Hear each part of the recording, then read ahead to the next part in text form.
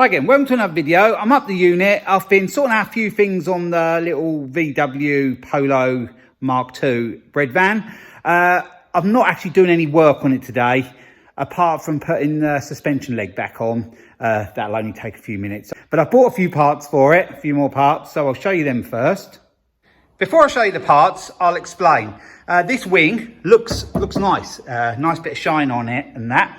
It looks pretty decent. But all around the bottom there, it started to rust through. And it's in quite a state. And the same there as well.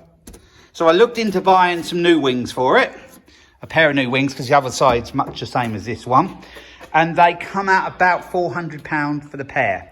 And they're like pattern ones, not genuine Volkswagen. So I asked around and I managed to find a pair of second-hand wings. They've worked out about half the price of new ones, but they are genuine, so they should just bolt on no problem, because sometimes the pattern stuff doesn't fit as well as the genuine stuff. And I'll explain that with another part in a minute. But I'll show you the one wing that's up here. One's in my Land Rover still, so I can't show you that. But this is the one that actually is the same colour as the one on the car.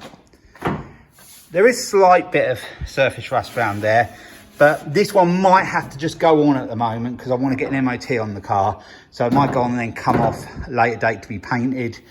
Well, repainted, because it could do with it. There's a few little mark there. And I'd like the car as good as I can possibly get it. But all around there is pretty good for an original wing, I think. I think it probably is an original wing. So yeah, I'm quite pleased with that. The other one I got is in a sort of maroon colour, but it has been sanded down, so it's sort of multicolour because they've rubbed through to the primer and that. I could drive and collect these, so the person didn't have to send them or anything. I thought, I'm just going to go for it and buy them because that's going to solve my problem. And even new ones just come in the panel black, they'd have to be painted. So we'll get these looking really nice. But also, these are what I bought. 3 more carburetors, and they're all the Pierberg 1B, the same as mine. I bought them because I think they're off Novas again. I don't think they're off the Volkswagen, but they're the same carb because they all had the manual choke on. And I paid £60 for the 3. I made an offer and he took it, and everyone has got that manual choke on it. So I thought, worth it just for that. Yeah, I thought it was worth it because I could probably just sell them to Volkswagen Polo owners because the kits are expensive. So yeah, I've got 4 manual chokes now, and also I've got all the parts in these carbs, and the carbs are probably okay. They just sold as spares or repair, but yeah, for £60 I think that was an absolute bargain for them 3. So got loads of spares, so if my carb proves to be not that good, I've got a lot of others to play around with to try and get it better. So yeah, I thought that was well worth it. And they were quite local to me as well, and I could pick them up. So I picked them up on the same day as I picked the wings up. So I thought that was a result. So now I'm going to show you this pattern part I bought that doesn't fit. It's really annoying, but I'll explain. In front of us is a driver's side suspension leg, and you can see I've cleaned it all up and painted it, and it looks nice and smart now.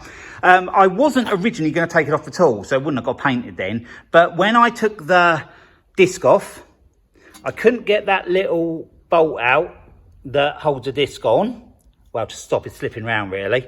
And then I wanted to replace the splash guards behind, and the bolts on them wouldn't come undone either. So in the end, I had to end up drilling things out and rethreading. You can see I've got some new bolts, one there, and there's one round there. And I thought I was all sorted and the disc would fit on. But if you can just put that disc on there, Laura, just put it over the top of there. You can see it's nowhere near down where it should be.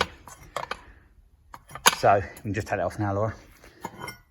So I'm quite annoyed because it listed them for a 91 to 94 Polo, which mine isn't, so fair enough. But when I put the item details in on eBay, it come up that they fitted from 81 to 91, I think it was, something like that. Anyway, it said it fitted my car, so I bought them, but you can see they don't. I think I can make them fit. I think I've got to grind bits off the back and that. But yeah, they're a pattern part, and that's quite annoying because I've got to land up working on them now when I thought they were just going to be bolt on and I was going to be sorted. So I'll have to alter both sides. I'll do this one off camera and then I'll show you how I do the other one. But I'm going to show you more of me doing that side with the brakes and yeah, all of this. And I'll take it all off, clean and paint it and everything, just like this one. Might as well now because, yeah, this one's been done. So it'll look odd if the other one isn't done as well. So everything is quite good with it. Like I said, the shock is good and the bearing is all good. So yeah, I've just got to sort out that and I can get this side sorted. But that's what I'm going to do now, just quickly put this back on the car. But I won't show you that because I'll show you that, like I said, on the other side. But yeah, pattern parts, sometimes they're not too bad at all. They fit more or less straight on, but these, yeah, nowhere near at the moment. So I'm going to have to do some grinding, probably cutting and bending to get them to fit right. I could contact the company and complain and see what they can do about it, but they're not a million miles off, not really. The bolt holes are right, and I think I can get them to fit. So yeah, I'm gonna have a go at that. So that's where I'm at with the Polo. There is a couple of videos I've got that I'll release in the next couple of weeks on this, but I'm just doing this little update at the moment just to sort of show you what progress I'm making. Because to be honest, this is the only one I'm getting any time to work on at the moment because the others take time to set up welders and cutting things out and all that. This, I was hoping was going to be nice and quick, but then I encountered them bolts all getting stuck on that splash guard and then the other disc bolt and that, and yeah, things land up taking a long time then. It's never easy on older cars, but I'm going to probably as well land up taking the caliper off as well. I think it's all okay, but now the rest has been painted, I think I'm going to paint the caliper now. I'll probably leave the drive shaft and that bar because I do need to move on with this project and get it out the unit, and I'd like to, yeah, use that a little bit this year.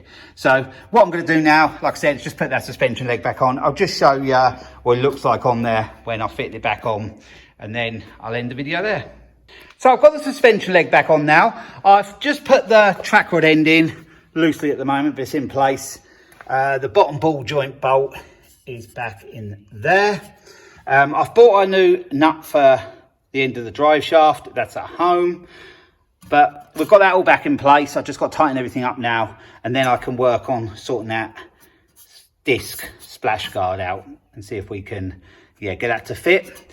Also, there's a caliper, and as I mentioned, I'm going to take that off and paint that, and I'll just let all the fluid come out, and I'll replace the fluid in the car, the brake fluid, because it's been off the road a long time, so that's something that does need to be done. But yeah, it's not too bad. We're getting along with it, okay. The wings will make a lot of difference. It's a bit of a shame really, because the top part of the wings are so nice, but along the bottom they are in a bad way, and especially there, and the other side is much the same. So I've got them replacement ones now, so that will sort that. The seal doesn't look great, but I've tapped it along with a hammer and it seems to be solid, so that's gonna be okay for the MOT, I think. Someone has put quite an ugly patch on the back, but at the moment I'm just gonna leave that. At some point I may replace the seals on it because I think everything else on it is okay. And underneath here at some stage I'll paint all this as well. But at the moment I just wanna get the front brakes done and the other suspension leg painted up. I wanna test it because I've got the running. Well, I think I've got the running okay now. Still a final video to come on that, so I won't say too much about that. But yeah, we've made good progress there. And then there's another video of some other bits I've done on it as well. So they're all to come. But I've just decided to do this little update today on it just to show you, you know, what's going on with it. And to have a little moan about them pattern parts. So I'm quite pleased I bought the genuine wings because they will bolt straight on. And they do just bolt on these. They're not welded on or anything. They just bolt on, so I can change them nice and quick. So yeah, I'm going to leave the video there. So I hope you enjoyed this little update of the VW Polo Mark II, and they call it a Breadvan. I will explain why they call it a Breadvan. I've got to check it up again myself. I got asked the other day, why is it called a Breadvan? I did Google it, but I forgot what it was. So yeah, in the next video, I'll try to remember to explain why they call it a Breadvan. But someone will probably beat me to it in the comments of this. They'll probably put why it is. But if they do, then I'll just, yeah, repeat it in a future video. So I'm going to leave it there now. So I hope you enjoyed the video. Thanks for watching and bye for now.